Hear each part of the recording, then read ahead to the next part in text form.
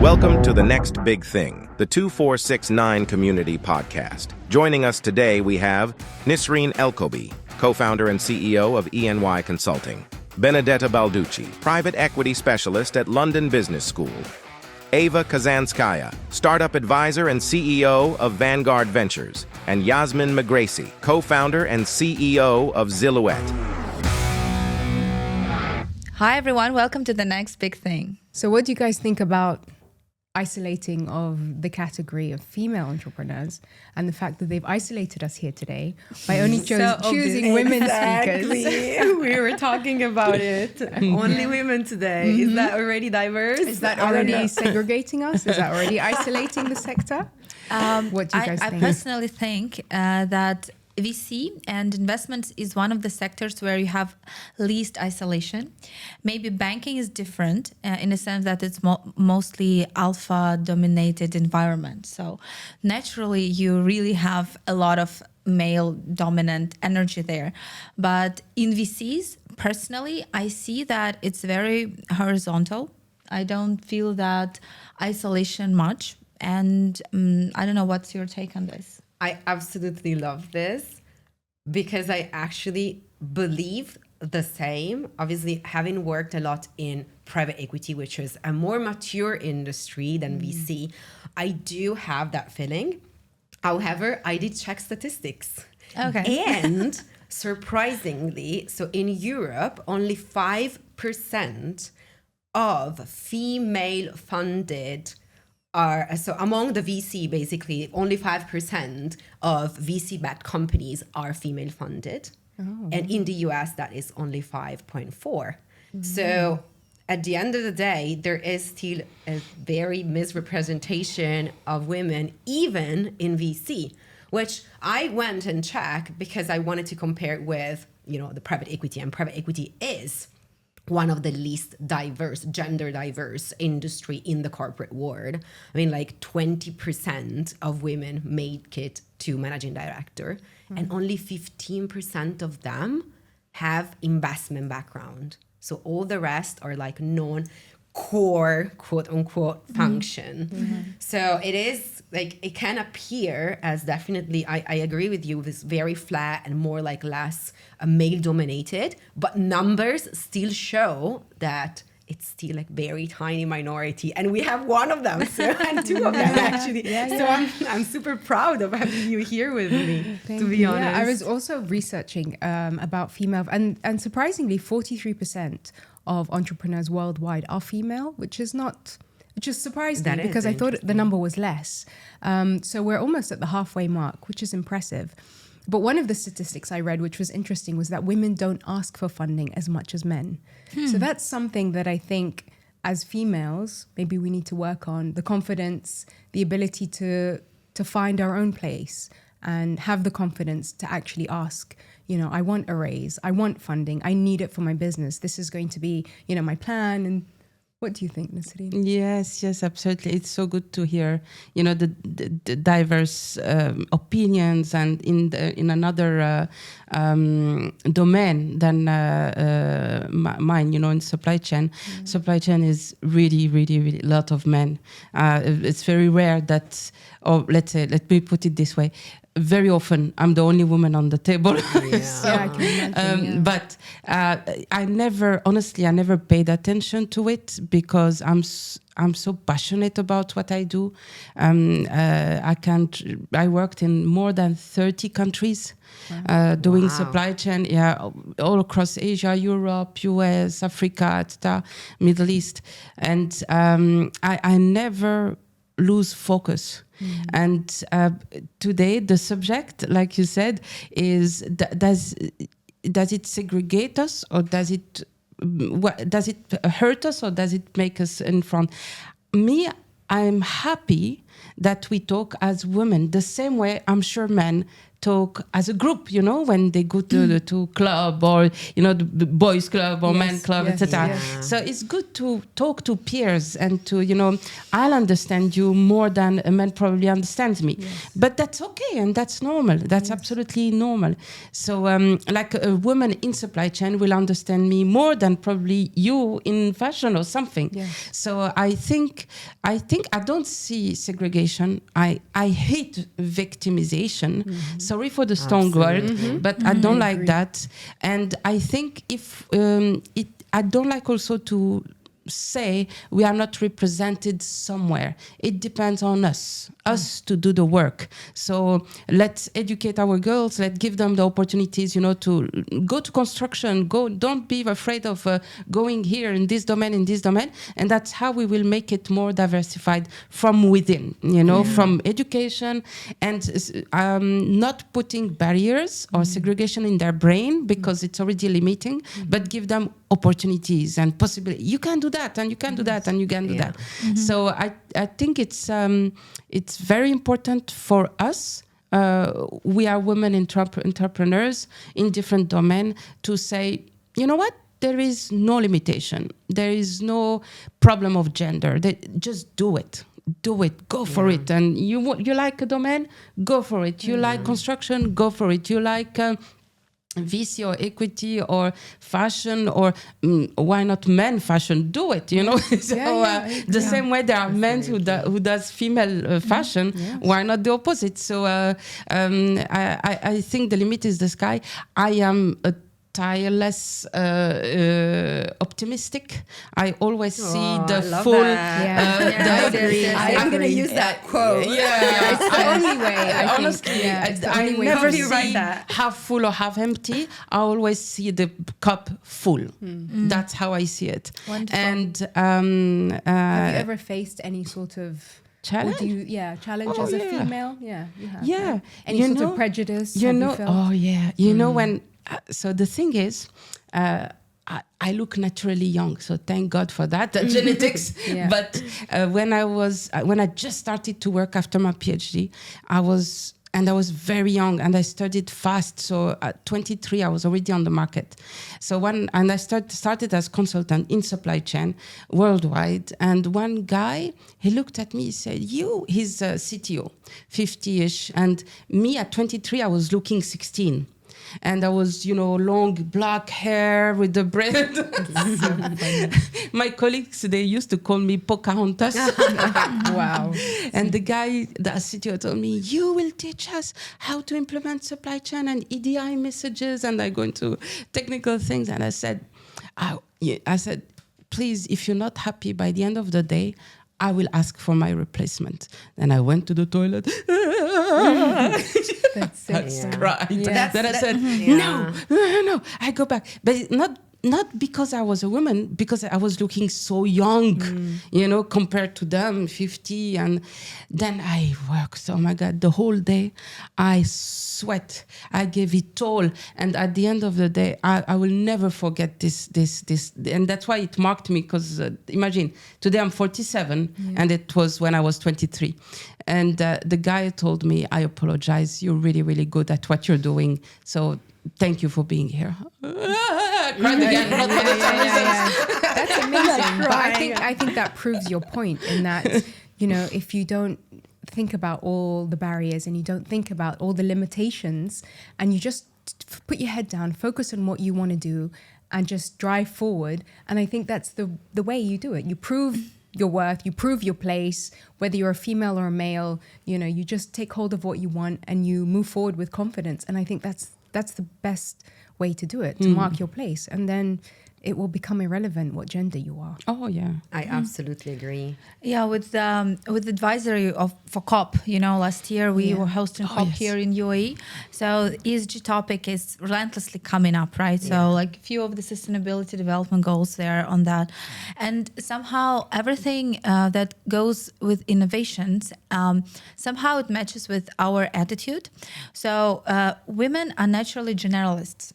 So we see a lot of things where men are naturally specialists, but it doesn't mean that we cannot do one or another, but I mean, in general, this is how our brain works and is operating.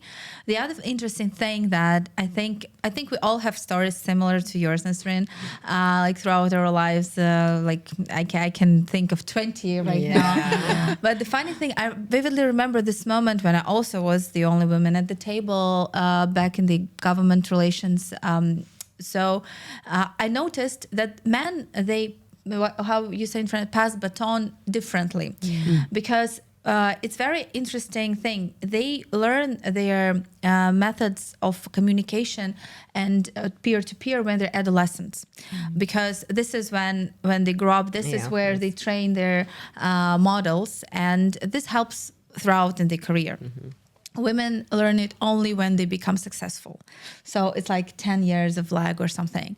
But coming back to the investment topic, like there is statistics never lie, but anytime there is someone on the stage, I see 1 or 2 startups with female founders out of 10, out of 15. So that's probably sounds just right as the statistics that you mentioned. So when you say that women will only, find their place or feel that confidence when they've become successful, I feel like that's something that society has ingrained in women, where as guys, as men, you're kind of slightly more freer to pursue your interests, whatever they may be, right? But as women, there's somehow put limitations on us. I think it's less now. And, girls and women have been breaking barriers for at least the last, 20 years. And definitely in the last 5 years, I have noticed a very big difference in women just being in certain positions and being positions of power and in entrepreneurship.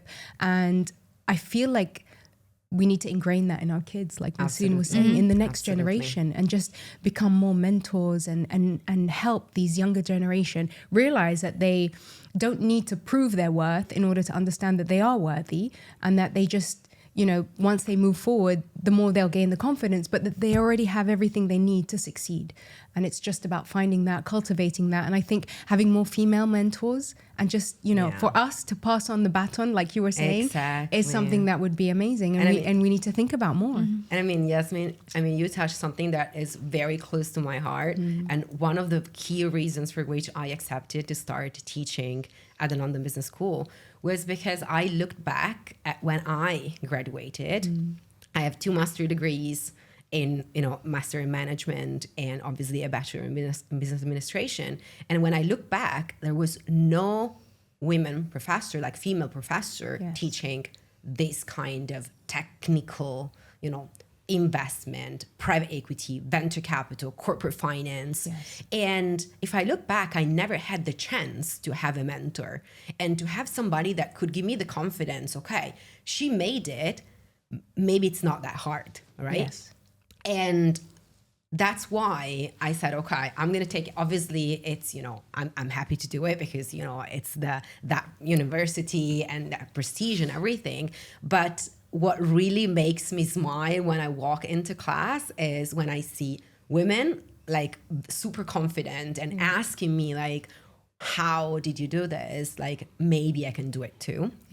And I was recently reading actually a report from Level 20, which is an association of women in private markets in London. And they were saying that millennial women in private equity and in financial services have way more awareness of what they led, it led to their success. And they're way more willing to pass on that to the younger generation and to be mentor and role models, which makes me actually very, very happy, to be honest. It's amazing. That's definitely something we need. For me, I feel like I broke a lot of barriers and I had to fight my way. I had kids when I was young, and I raised kids, and I was constantly working, and it was definitely very difficult. And I feel like there's a lot of barriers that I broke for now for my daughters to continue and to work with more ease. But they still, by instilling that independence in them and the confidence in them that, look, I was able to do it. It's not easy. You have to understand that. But you have to know that it's a battle worth fighting and worth pursuing. And if you're truly passionate about something, and, I feel like Nissrine was saying, it's about just being positive and thinking, you know, I can achieve whatever I want to achieve. And it's about knowing where you want to go, which is also something, you know, as women, we kind of think, oh, do I want this? Do I want that? And in general, I think if we focus, I think it works. Everything is possible. It works. Yeah, Always. absolutely. Did you have across your career female mentors? Like, did you have like female in senior positions that you could look up to? So when I was studying my master degree in supply chain in Paris, we had a mix of teachers from university and professionals that they were coming once a week to give us a course on something. And there was a lady, and while you were talking, I was thinking about her. There was a lady, she was that short, but I love her. I wish I could find her back now. She was here to teach us about business culture. And she traveled all around the world, and she was always coming with a fur, coming from a plane and going to a plane, and in a dress, sneakers, and just running. And she was teaching us about business culture, and it blew my mind. You know, like everything is related to culture. How you sell, how you communicate, how everything is linked to the culture. And she was telling us about China, about Vietnam, about US, about it blew my mind completely. So yeah, she marked my brain till today. An inspiration. Very inspirational. And not only her, of course, but this woman, she really, really marked me. And I think also, you know, today, what I see is we have a better awareness of us as a human being. We talk a lot about mental health and this and that, and I realized that, and before, very rare people were going to see how we say in English, a psychologist? Yes, psychologist. Okay. Yeah. And but today it became normal, and it's normal to have introspection and to to talk about us. And what I notice is probably, even if we are busier, but we hopefully, I think I have a lot of hope that we are maybe better parents to our kids because we know more than before. And I think the core is parents, is family, and everything starts here. How the confidence we have as a girl or boy, doesn't matter. How we grew up, whatever they let us do, etc., etc., etc. And I don't think it's related to education as did they go to school. It's more about themselves, how their parents were with them, etc. So why I'm saying that, because as a woman or as a man, even today, we see a lot of men struggling. They are very shy, they cannot talk, they cannot do this. I see a lot of men asking for mentorship from me. So I think as a human being, it's very important that we look back at and we are honest about our childhood. Oh yeah, it was like this. And how can I correct this, or how can I change this today? Course correct it. And then my children, and my children, how can I help them? Nobody is perfect. We all make mistakes. Everybody will make his mistakes, of course. But can I help my child doing better? Or can I help this young startup, to maybe... Of course, it's all based on experience. Nobody will replace your experience of something and my experience of something. But how can we bring knowledge, or how can we bring some education, some light into that? So, and actually, to this point, I am super curious, and I have a question for you, Yasmin. Yeah. You said that, obviously, and congratulations to you, you got a round of financing in a very early stage round of financing. Thank you. Super congratulations. Were women among these angel investors? Yes, it was actually a female investor. So, who is passionate about investing in women, which is amazing. That is amazing. So I think as much as we talk about not isolating, I think here we generally all think that we shouldn't isolate the sector, and I think it's more hurtful for us when we isolate ourselves and segregate in terms of gender.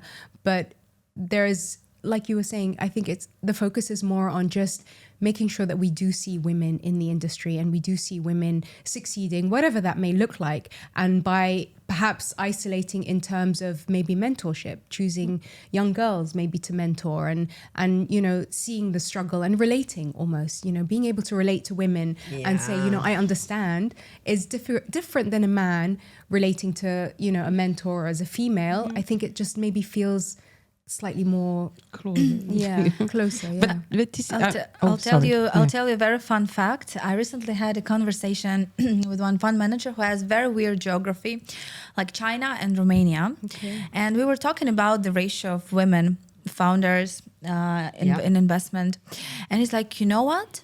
I was surprised that for some reason in China, in Romania, they have more female in at the table. Let's put it this way. And he was asking me, why do you think is that? What connects, tell me your opinion, what connects China and Romania? Agriculture. They were both communist. Yes. So, agriculture, I said. So in the field. meaning that, and it's myself coming from a country with a communist background.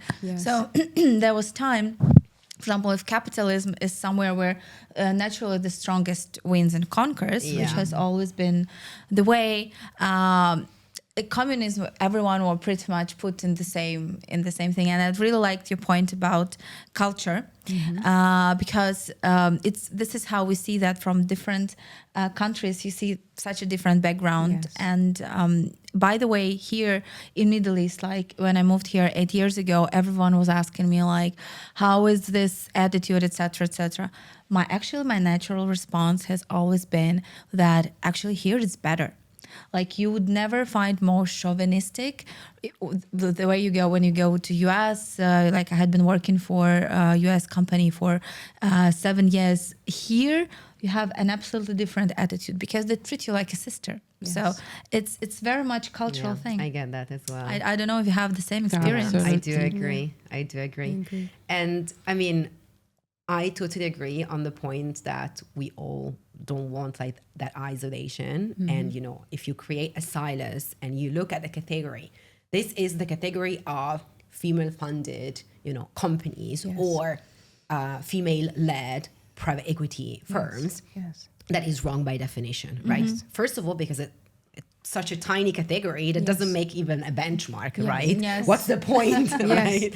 And second, I mean, on the flip side, if I put on my investor hat, like my LP hat, but even if I put on my placement agent hat or internal fundraiser hat, I would always suggest the fund or the startup to actually highlight that point.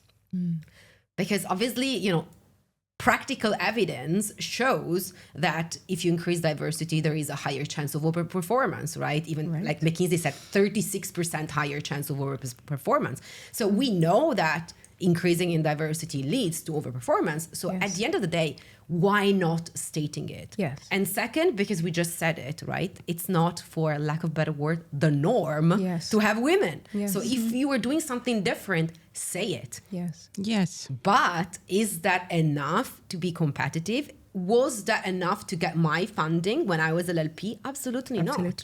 You need to have the performance, the strong team, the tenure of the team, you know, track record, and so on and so forth. There is a number of other things. That is not enough to have a differentiating factor. You need other differentiators. So get a specialization, get a niche, get a market, and then obviously put that on top. And then that will be a positive addition for sure. I agree. I think also Nissrine, when she mentioned like victimhood and victimizing ourselves as women, I think is not the way to go. You know, by highlighting that, yes, it's women run or there's women involved, then that's a great way of showing there's different minds. Which makes it, adds value to any organization, having different perspectives, different points of view, different cultures, whatever that may look like. And I think it's good to highlight that, but we don't victimize and say that, you know, I'm a woman, so please help me. You know, that's not like you were saying. You need all the categories involved and all the strengths and everything that a woman or a man will do to succeed in any field, whatever that may look like. I agree with you, Benedetta. Earlier you said that it's good to point out the diversity. And this is where I fully agree is, let's make it positive. Yeah. Let's, yes, I'm different. Good. I'm bringing something to the table. Yes. Not I'm different. Oh, I'm a victim. No. Yeah. And yes, it's good to point out that there is number of women, number of this, number of that, and to point it out to see, hey, all these brilliant minds are mixing to bring something to the table, not in the negative way. And that's what I don't like in today's society, is to, some people are using it to victimize and to increase auto-discriminate themselves, to bring reasons of their non-success.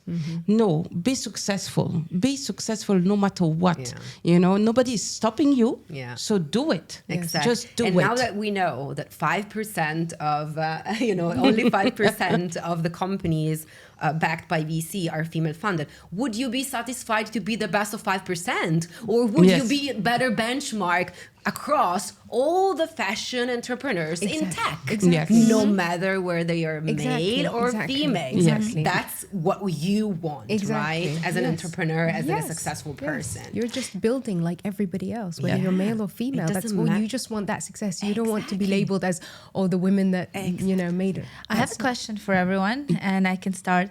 I want you to remember one situation in your life or in your... I have a very bad memory. Or with your friends or something, who, when a female approach actually played a crucial role and made the things go totally different. In a good way or in a...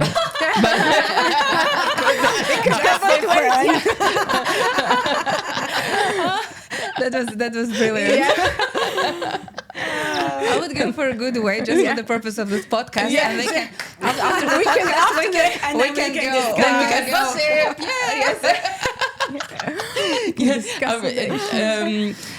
Just before for me, just before I answer the question, I want to say why I said yes to today.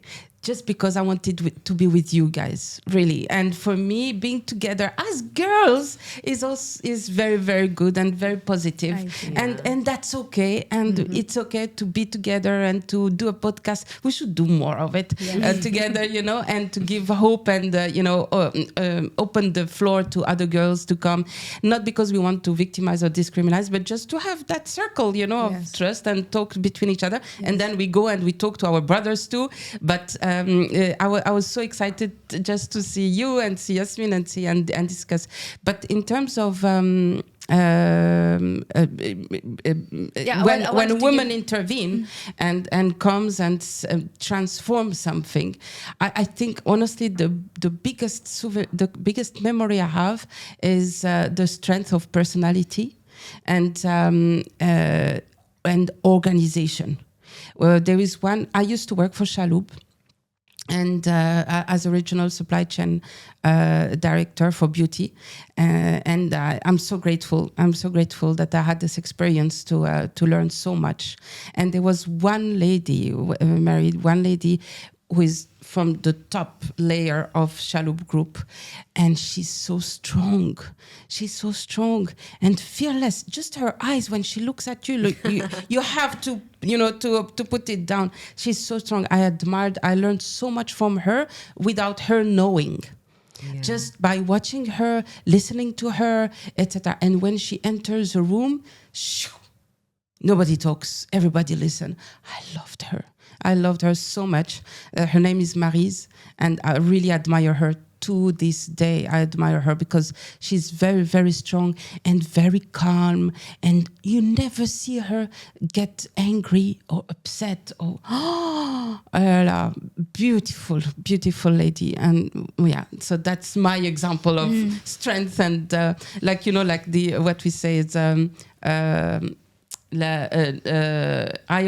iron hand in velvet glove, something like that. It's the inner strength, isn't it? Yeah, it really is. For me, I think I'm the same as Nissrine. I love being around females in business and just, supporting each other. And I think it's very relatable. We have, similar struggles. But again, for me, I don't like to discriminate, whether it's a man or whether it's a woman. But in general, I do like to support females. I have, daughters, and I'd like to also see them succeed and just cultivate the next generation, I think, more than having mentors. I didn't have that many. Our culture was very much about, being at home and raising kids, which is an amazing thing as well. So for me, I always felt slightly different and slightly like, why do I feel this way? Why is this not enough for me? Yeah. Why do I have this overwhelming passion to succeed? I don't know. It is what it is. I tried to stay at home and raise kids. It was very difficult for me, I felt like there was so much more for me to give, and there's so much more that I wanted, and I don't know how to explain it. I don't know why it is, it's still till this day very strong. And, I've Thank given God. in. Yeah, I've given in. I cultivate it, and I try to, pursue whatever it is that I'm doing at the time. But I think just being with women, and I've met a lot of extremely successful women. And there was one particular lady who is a local lady here. And when I met her, she at the beginning, when I first moved here, you had to have a partner, a local partner to start a business. So she was basically, signing on to be partners for women in business. So coming from abroad, she wanted to help females and succeed. So she was happy to start. She didn't ask for anything in return. She was happy to, put her name down. And this woman is honestly, she went off and did her master's. She got married young and did her master's, and then she had kids. She said, I decided I want to have my kids first, and then I will continue my career. And she had 7 kids, mashallah, it was amazing. Wow. And then she's now in business, and she owns, businesses here. And, it's just phenomenal to see that, and she's aging beautifully, and she has all her grandkids around, and she's just, that's what success looked like for her, having her kids and then doing her business. So I think whatever success looks like for you is what you should pursue, and don't look at anyone else. Don't compare yourself to anyone else. And I think once we do that and understand that, I think all women honestly are amazing. Yeah. Okay, I have a comment and I have a question for us. Yeah. I completely agree with you. It's what we want from life. I think the worst is to do nothing. That's the worst. Oh my God, don't tell me, like, I'm a hyperactive person. I go crazy if I don't have literally if I don't have a list and I go over the list. Yes. And for when you said she wanted to have her, she helped then children, then now she's going back. You know what? Why not? What's the rush? Absolutely. What's the rush? There is no rush. I mean, nobody is sure that tomorrow will come. Yes. So what's the rush? Let me do what I need to do today, and we'll see tomorrow. And I can have a business when I'm 70. What's the problem? Yeah. So my question to you: Yes. do you believe in competition? Well, I am an extremely competitive person. Yes, I am too. Yeah, I think it's healthy. Yeah, I think competition is incredibly healthy. Yes. And it, especially in this industry, is the way to make those who really have the skills and, the fundamentals go on. Yes. So at the end of the day, it's also a way to help yourself self-select. Because we have, especially if you are a strong woman, you tend to want to do many things, right? We were discussing with Eva before. We are, we like many things. We like to be, to have multi-interest at the same time. And as you mentioned, maybe we're less focused and, we're less, specialized. So at the end of the day, you need that, focus on competition in order to really ask yourself, okay, I need to be super good at one thing if I want to succeed in this specific vertical. Yeah. So at the end of the day, is a way that helps you self-select whether that is the right route for you or not. So I'm a big believer in competition. Just a quick one on what you're saying, 99% of world billionaires are generalists. Those are the people who can connect dots, and this is our superpower. Yeah. Yes. So like, as much as we have to always have this line in our CV that, like, as we all discussed, like, we have been doing this and this, you have to have the story, right? Yes. But at the same time, being unable to connect the dots will not make you like a great professional or entrepreneur or whatever. And I'm also, I personally think that I'm not competitive, but when I say it to my friends, everyone is laughing. Yeah. Like like when I was doing my my Harvard degree, I remember I was like, oh, I'm such a nice person, I'm not competitive. Everyone is like, are you crazy? Like, you're the most competitive in the room.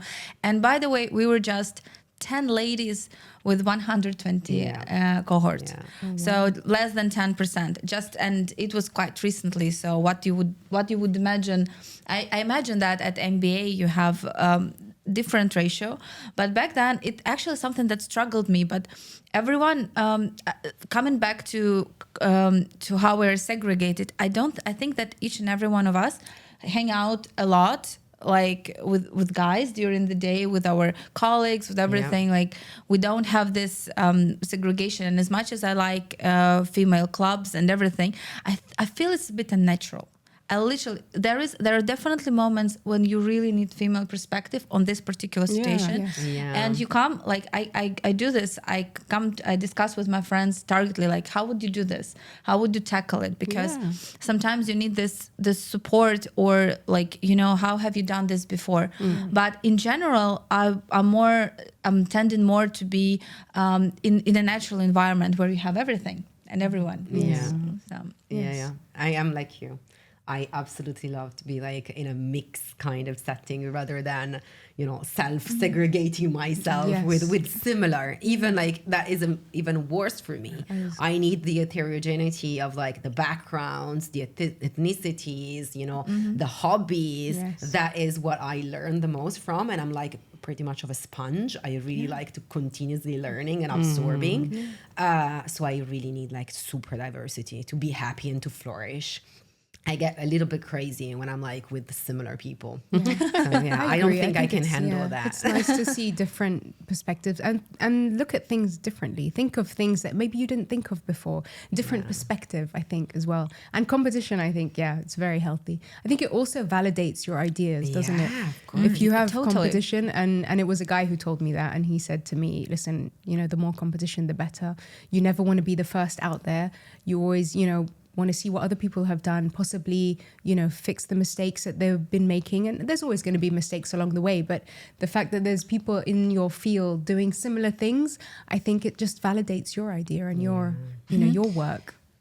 And it should not always be like a real competition. It can be like that discussion with like the devil's advocate that brings in like, wait a second, I'm going to challenge, like, I love you, but I'm going to challenge your business plan. I'm going to challenge everything that you say, so that at the end, it's going to be the best, fact check for everyone, I think. Yeah, and in terms of VCs, or even like as a female founder, Yasmin, I would actually really like to know your experience when you were coming and pitching your idea. So how were you building up your strength?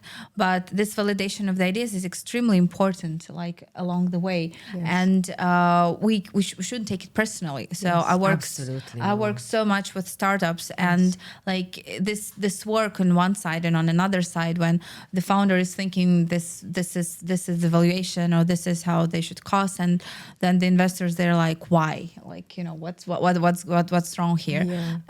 But at the same time, when you are a woman, maybe you can take it personally. I don't know. What was your experience? I think it's easy to take it personally because it's almost like your baby, right? You're starting this thing. But I tend to like criticism. I like to hear different opinions. I want to make it better, and I want it to grow, and I want it to succeed. And if I start taking things personally and holding on to it, I'm never going to take it to where it wants to be, because it's not, at the end of the day, it's my, my business, my growth, the success of it. It's not about me. As much as it has a massive part of me, I can't be holding it back. There's certain things that when you take different opinions and perspectives, you realize that, I looked at things differently. And also I like to take different perspectives, because one mind, 2, 3, 4, 5 brains are better than one. So I think I try not to take things too personally, I think. But what's your opinion in terms of, or what have you seen in your experience of funding women and men? Has there been a difference for you? I would say that right now there are a lot of specialized funds for female startups, a lot of in UK, like massive amount, and you have a lot of accelerators. We have an accelerator program, by the way, also in Dubai. It's called EWA, which is Why do you think they've done female only? Here, again, I will come to the cultural acumen. Here, you have to do that because not all women can, even school-wise, not everyone is studying together. It could be hard. It could be hard for some people to mix and to get this knowledge. Yeah. So you need the way they function here is like mentorship program, whereas when you talk about UK, which is very much more diversified in terms of gender amount of people in business, there they have still only female-focused funds, and they have to select out of the female founders. So it's actually very narrow mandate. Yes. But it helps when it comes to different products. A couple of my friends, they went through serious health issues, and then they came up with incredible solutions in their life and founded their own companies based on what they went through. So no one could do that but a woman. Yes. Only they would do that. So, but it's very hard to pitch to a guy. Yes. So this is why you need these angels, you need the specific funds who would be able to understand this, who would be able to give you one extra chance, give you a hand when someone would not. Someone would say, that's not our mandate, that's not our priority. Yeah.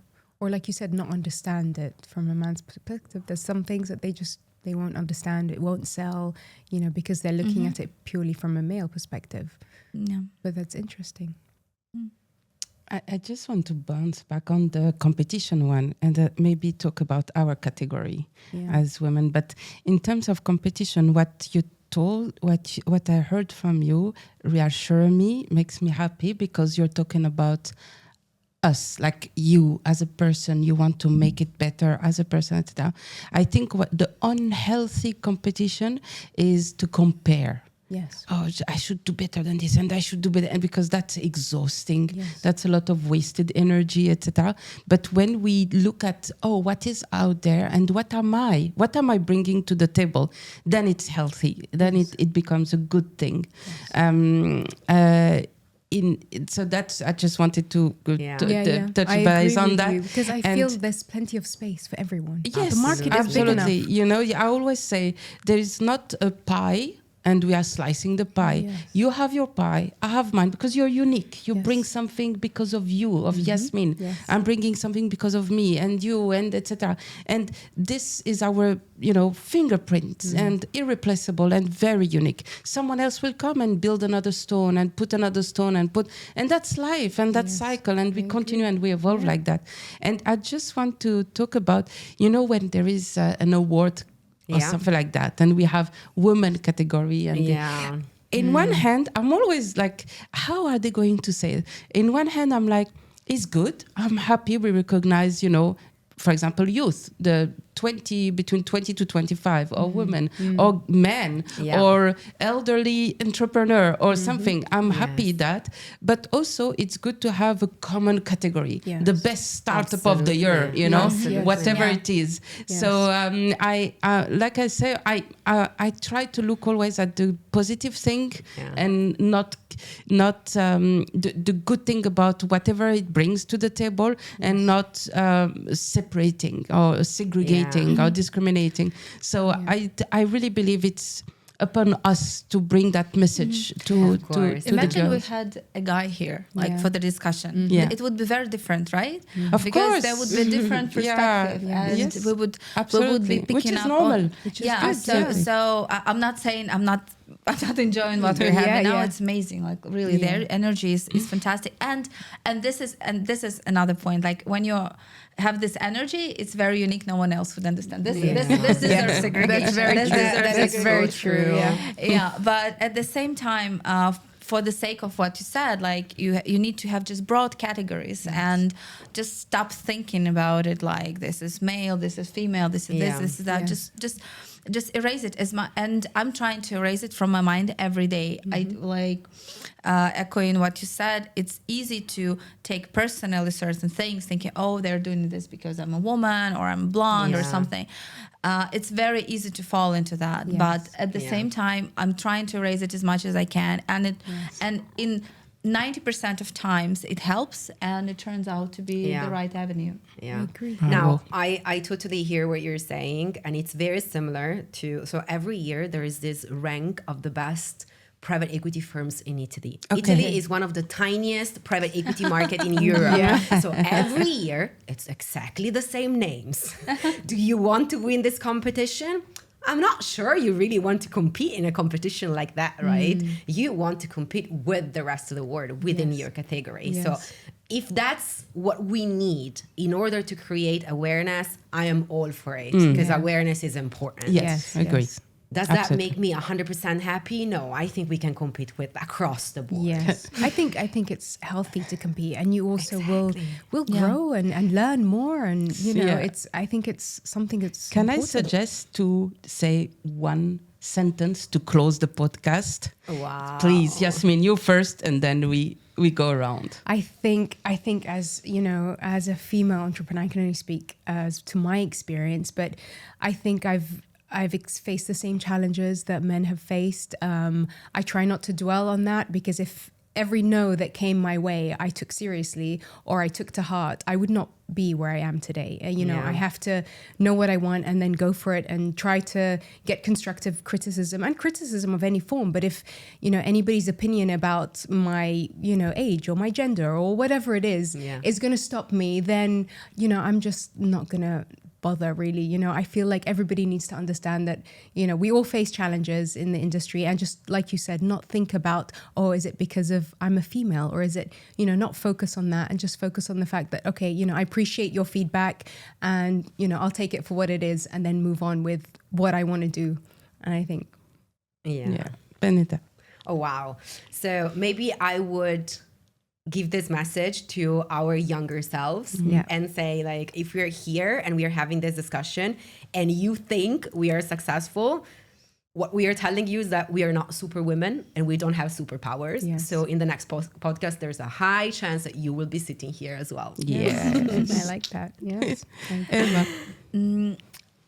There was time in life when I actually felt that we are all together, we are all the same. We are not, and it's good to understand that we are not. But what some people don't understand, that us, we have to run sometimes and so fast and grab things so hard, and we cannot stop.